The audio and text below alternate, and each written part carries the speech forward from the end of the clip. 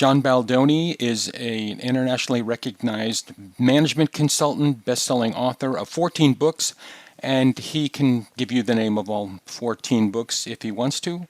They've been translated into 10 different languages, and his most recent book is called Grace, A Leader's Guide for a Better Us, which is actually pretty timely right now when you think about what's going on.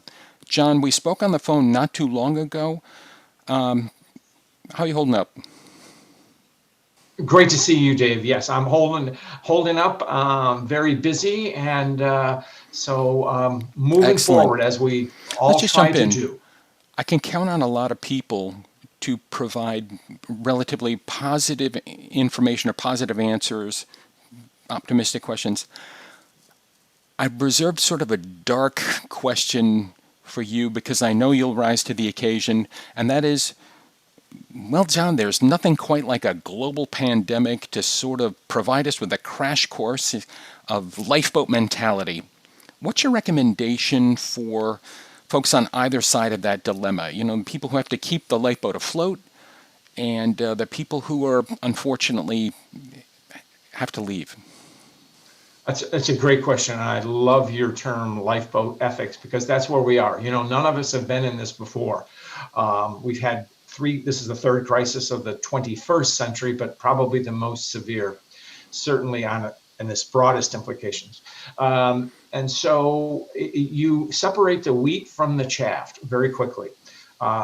This is where leaders, I did a presentation recently, and I hearkened back to one of my heroes, which is Franklin Roosevelt, of course, but I was thinking more of Winston Churchill. Mm-hmm. And he looked at 1940, which was the year, the critical year for him and for Britain when she was alone against Nazi Germany. And in retrospect, he called it our finest hour. And I think the theme that leaders should adopt is, this is your finest hour. You will not face a greater crisis than this. So what do you want to be remembered for?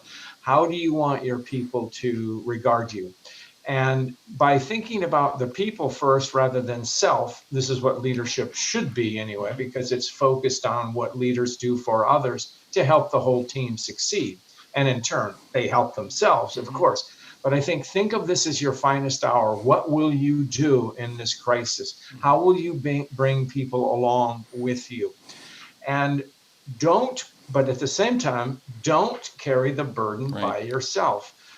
Delegate as much as you can. Delegate the thinking to others. Ask people, what are your ideas? Because we need them now more than ever.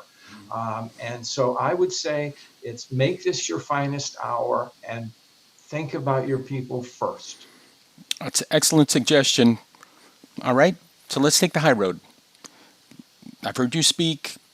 I watch your video posts. I've interviewed you on many occasions. You're relentlessly optimistic. Can you share some of your secrets with us through how you remain positive? Well, I think leaders must be positive. That doesn't mean Pollyanna.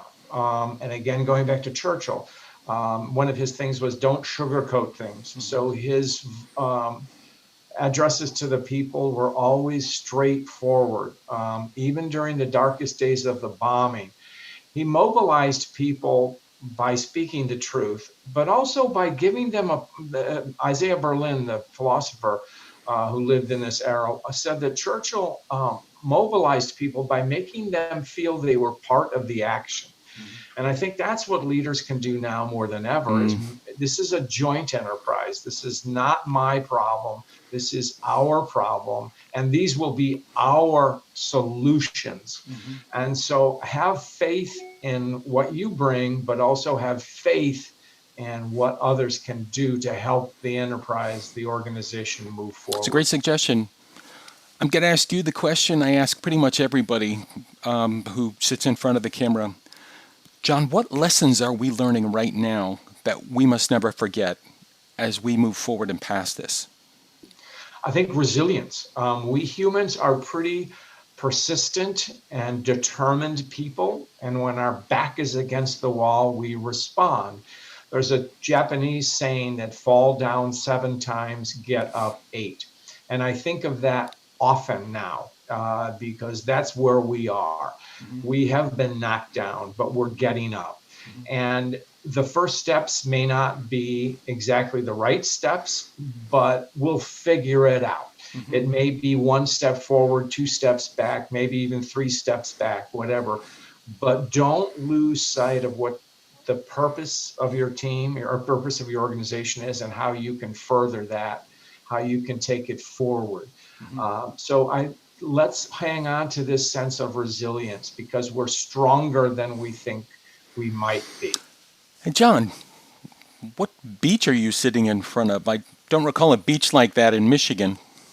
I'm cheating a bit. That is backdrop is La Jolla, and it was the last conference I physically attended Uh-huh. in January of this year.